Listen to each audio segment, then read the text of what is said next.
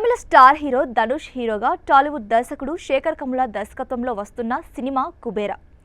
ఈ సినిమాలో Tollywood king Akkineni Nagarjuna, national crush Rashmika Mandanna కీలక పాత్రలో నటిస్తున్నారు.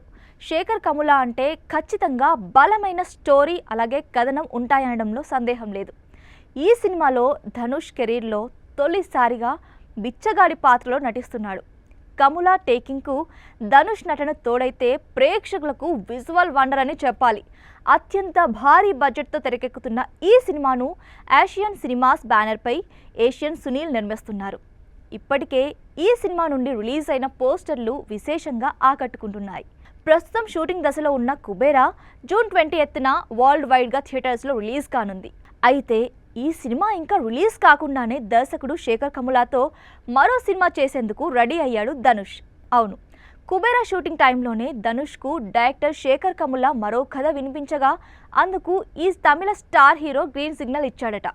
కుబేరా సినిమాను నిర్మిస్తున్న ఏషియన్ సినిమాస్ బ్యానర్లో శేఖర్ ధనుష్ సినిమాను నిర్మిస్తుంది. ఏదేమైనా చేస్తున్న సినిమా రిలీజ్ కాకుండానే మరో సినిమా కూడా గ్రీన్ సిగ్నల్ ఇచ్చారంటే అది శేఖర్ కమ్ముల వర్క్ అంటే అని టాలీవుడ్ సర్కిల్స్లో కామెంట్స్ వినిపిస్తున్నాయి.